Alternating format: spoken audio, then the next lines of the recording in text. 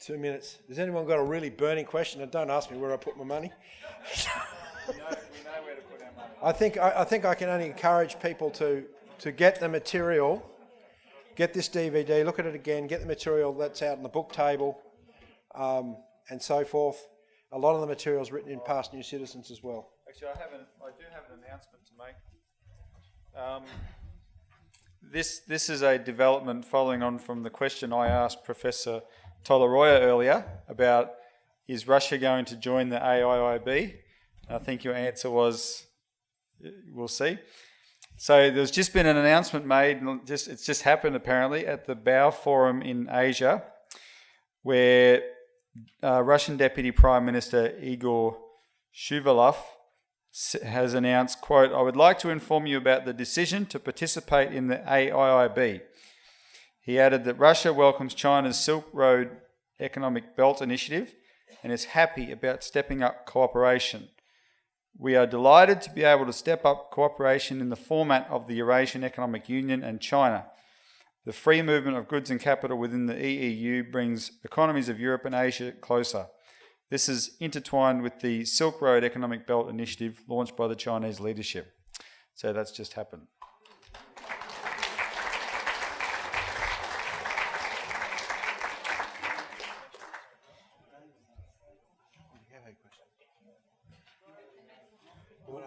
How long's the tea break?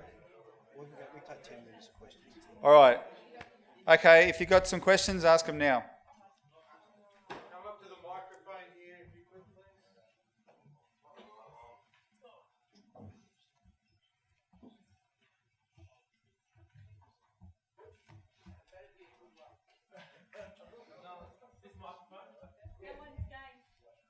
John.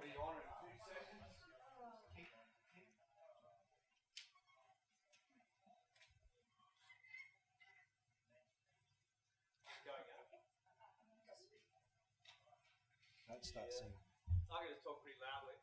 I was wondering, like, you had a few chats to Malcolm before he passed away, and I'd gathered he wasn't a big fan of the whole nationalising the bank things in 1945. Did you ever get a sense from whatever anyone had said to Malcolm whether he'd reassess that, or was it just this anti-socialist thing he had going? Did he ever expand or develop on his national banking thesis? Not really, because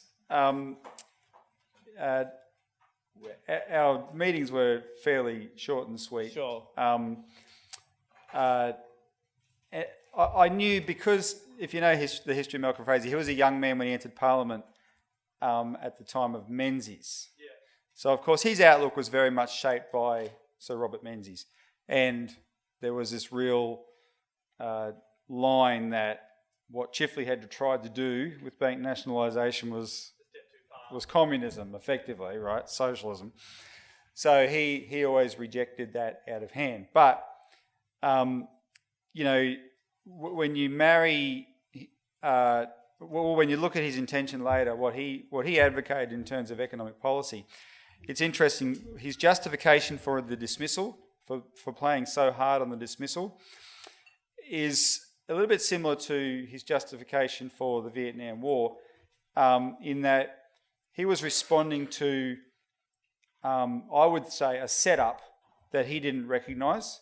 Right? He recognised that later about the Vietnam War. There was a lot of all the fear mongering about the Red Menace was overblown. They started something about Reagan in Central America. Yeah, well, You have to go in there. so he was looking at this new Whitlam government, and the two things that alarmed him was there was a 40% jump in federal government spending in 1 year, 40%, which is a lot by anyone's measure. Well, no, it was intended. There was an intention that it should be, and then there was this Khemlani loans affair, right? So unfortunately, the details of that gets lost in the hype, the media hype at the time. On the face of it, the Khemlani loans affair was a scandal if it was true. It wasn't overly true. Craig read the key quote just then from Jim Cairns, which was that he said we could all our spending on these projects could have come from the Reserve Bank, but that was never a political option, so we had to explore other sources of funding.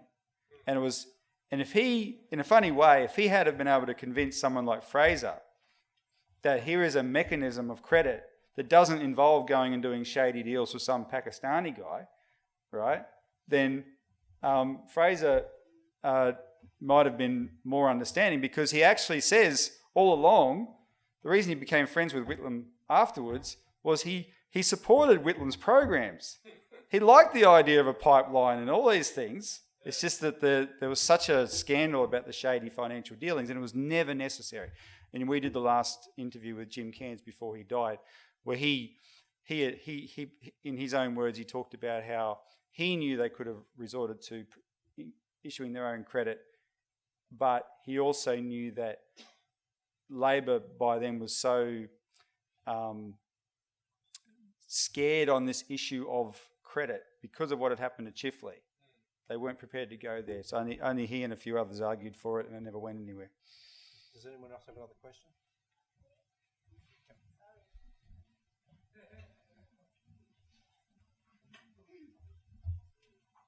I'm a little bit confused regarding Egypt. On the one hand, they've joined BRICS, and about 10 days ago or so, they've accepted a gift, I believe it's a gift, but Saudi and Emirates have joined forces to give Egypt 20 billion. Now, whether it's going to be over a couple of years, I don't know, but anyway, that's what I understand. Now, why I'm getting confused is this. Does that mean that Egypt has sold their sovereignty to the imperialists? And also, does that mean that you can join BRICS without borrowing money and that you can sit on two chairs? I mean, it's a bit not clear cut here, and I'd just like that clarified. It's not true to say that Egypt has joined BRICS, as the Professor went through this morning. There is only 5 nations of BRICS, and they're working out ways that the routine by which new members will be admitted. Egypt has done deals with the BRICS countries for economic development. Right, that's the status of Egypt. Egypt is a country that the single greatest source of the internal strife in Egypt has been its economy, right? And so they are very much, they're trying very hard to rectify that. They have 80 million population, very large youth population, unemployed, etc. And so when they've embarked on projects like the Second Suez Canal, there's been an emphasis on getting the youth to work, etc. And so they've done those kinds of deals with the BRICS countries in that spirit. But the Middle East is a very complicated place. So it's never something that I think you should, based on new developments, overly interpret. There is a general intention. I mean, our view is that the economic intention is admirable. There's certainly also some good qualities in the social area that the President El-Sisi has expressed, but it isn't a perfect situation by any means. And some countries like the Saudis, the basis of their influence is throwing money around, and it's hard to say no to sometimes. Oh yeah. We'll have a presentation by Hussein Askari on Egypt tomorrow, so you can actually ask him specifically on that. Oh, sorry, no, he won't be live, will he? It's a video presentation from Denmark, Copenhagen, Sweden. Yeah, I just wanted to say that as you're going through my presentation, I mean, you may have heard how Egypt has funded the second Suez Canal. It's been through subscribing or getting people within Egypt to buy their debt bonds. They're internally funded, right? Exactly like we did during the World War I and World War II, right? The government decided to take a sovereign stand. We're going to mobilise the credit of the nation to build this project so we don't beholden to the World Bank or IMF or so forth. And I'll tell you, there's a lot of very happy people to hear about that in Australia, because as soon as we told them that, that's like our old Commonwealth Bank. It's what we did. And that's the point. Yeah, non-tradable bonds. Yeah. So no, Hussein Haskari, as Robbie said, will be speaking to us live on video, but he's still alive. He's not, right? But he'll be giving us that background tomorrow. Okay. I think we should. Is there any more questions? Anyone burning questions? Can you come up to?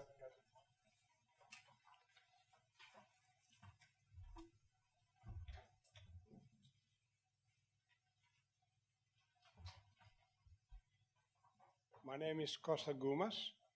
The question I have to ask is why Greeks, they so slow to make a decision to join the BRICS and change Europe in a quicker way? Why are they so slow? I'm not Greek. You are. Costa, it's also complicated, and they did not. The Cyprus and the Syriza party, they're trying to fulfil their election promises.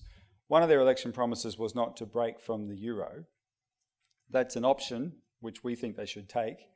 But again, Professor Tolaroya went through this morning that as of right now, the BRICS, we're more talking about an intention to go in that direction, because there's not a formal mechanism for joining the BRICS right now.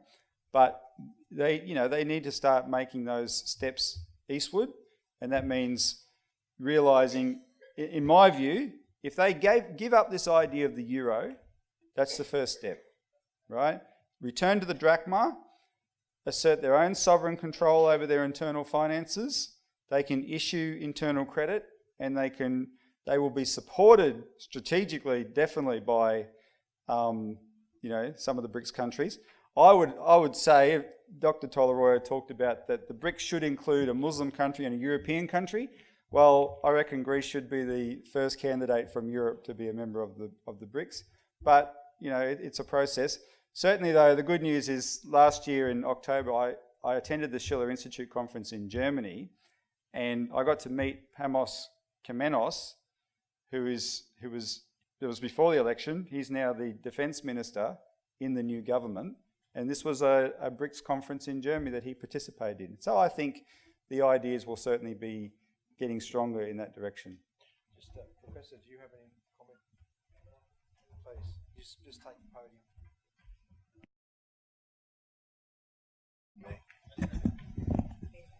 I just want to stress that I've noted there's many aspirants, many countries who desire to join BRICS, but certainly Greece is too small an economy to do this, to be accepted as a member.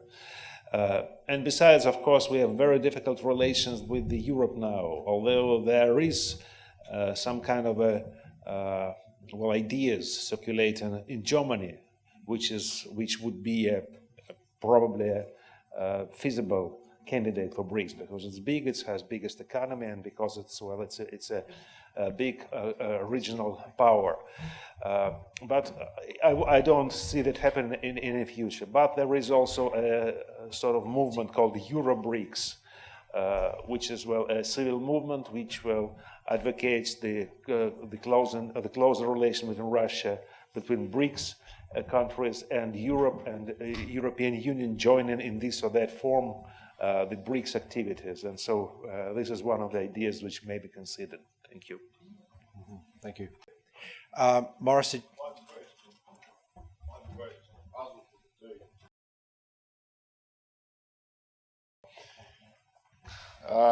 Dennis and Miller, I didn't get whether, when he died in 1924, perfectly healthy and supposed to be poisoned, and then Otto Niemeyer come in and took it over. So that was one that died.